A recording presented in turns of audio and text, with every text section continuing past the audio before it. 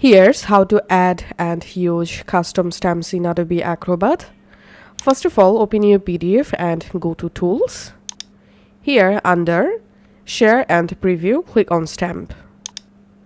Click on Custom Stamps and Create. Click on Browse.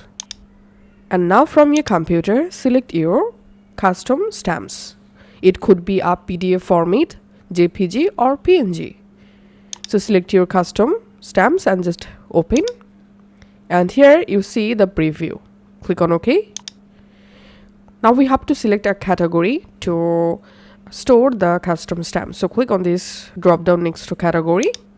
And here select a category. I'm selecting here dynamic. And then rename your custom stamp.